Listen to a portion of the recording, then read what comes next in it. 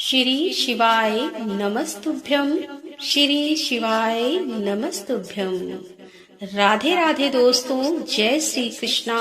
आप सभी भक्तजनों पर भोलेनाथ की कृपा बनी रहे। दोस्तों, सोमवार के व्रत को लेकर मानता है कि इस व्रत को करने से भगवान शिव अपने भक्तों की मुराद जल्दी पूरी करते हैं। सोमवार का दिन भगवान शिव को समर्पित है, इसीलिए इस दिन भगवान शिव की पूजा और व्रत करने का महत्व और ज्यादा बढ़ जाता है।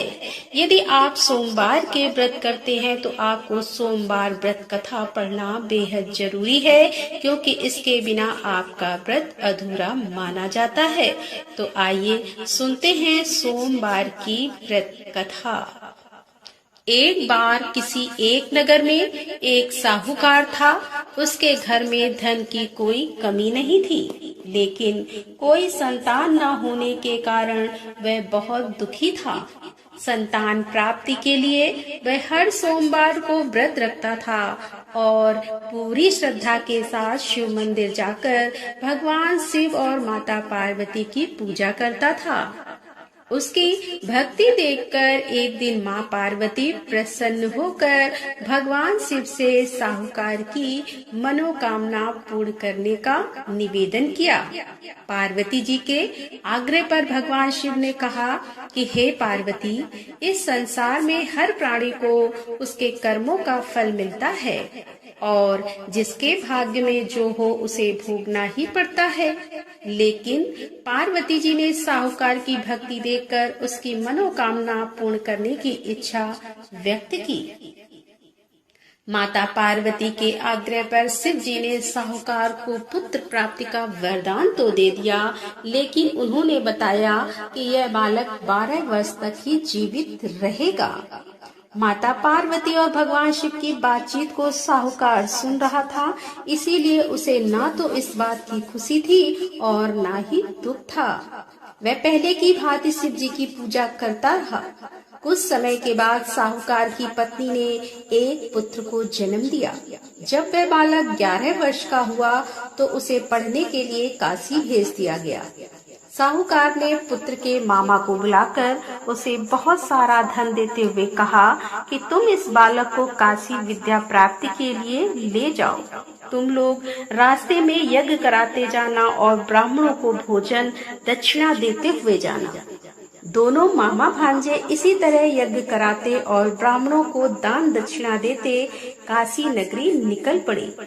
इस दौरान रात में एक नगर पड़ा, जहां नगर के राजा की कन्या का विवाह था। लेकिन जिस राजकुमार से उसका विवाह होने वाला था वह एक आंख से काना था।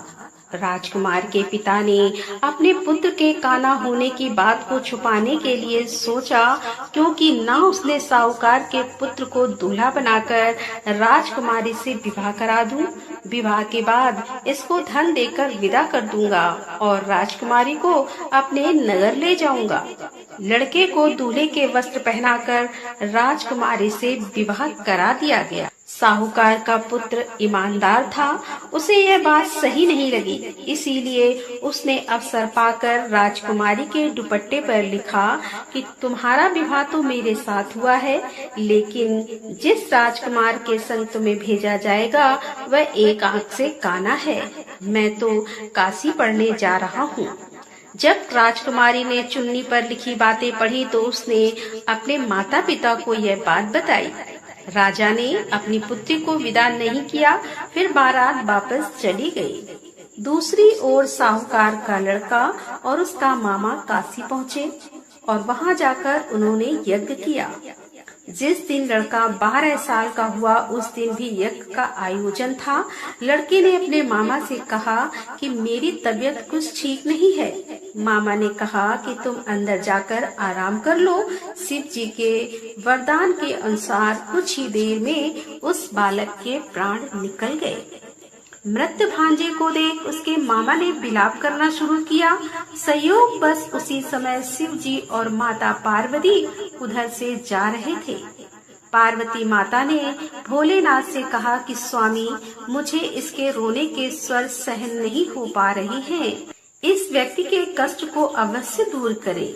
जब शिव जी मृत बालक के समीप गए तो वह बोले कि यह उसी साहूकार का पुत्र है जिसे मैंने 12 वर्ष की आयु का वरदान दिया था।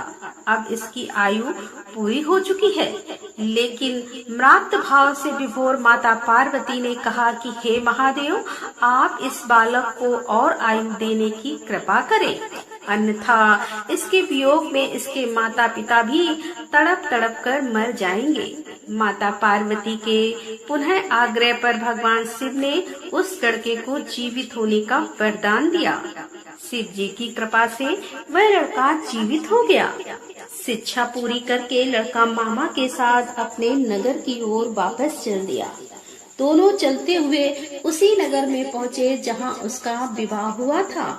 उस नगर में भी उन्होंने यज्ञ का आयोजन किया। उस लड़के के ससुर ने उसे पहचान लिया और महल में ले जाकर उसकी खातिरदारी की और अपनी पुत्री को विदा किया। इधर साहूकार और उसकी पत्नी भूखे प्यासे रहकर बेटे की प्रतीक्षा कर रहे थे। उन्होंने प्रण कर रखा था कि यदि उन्हें अपने बेटे की मृत्यु का समाचार मिला तो वह भी प्राण त्याग देंगे। परंतु अपने बेटे के जीवित होने का समाचार पाकर वह बेहद प्रसन्न हुए। उसी रात भगवान शिव ने साहूकार के स्वप्न में आकर कहा कि हे श्रेष्ठ जी, मैंने तेरे सोमवार के व्रत करने और व्रत कथा सुनने से प्रसन्न होकर तेरे पुत्र को लंबी आयु प्रदान की है। इसी प्रकार जो कोई सोमवार व्रत करता है या कथा सुनता है और पढ़ता है, उसके सभी दुख दूर होते हैं और सभी मनोकामनाएं पूरी होती हैं। तो बोलो शंकर भगवान की जय, बोलो माता पार्वती की जय। तो दोस्तों, कैसी लगी आज की ये कथा?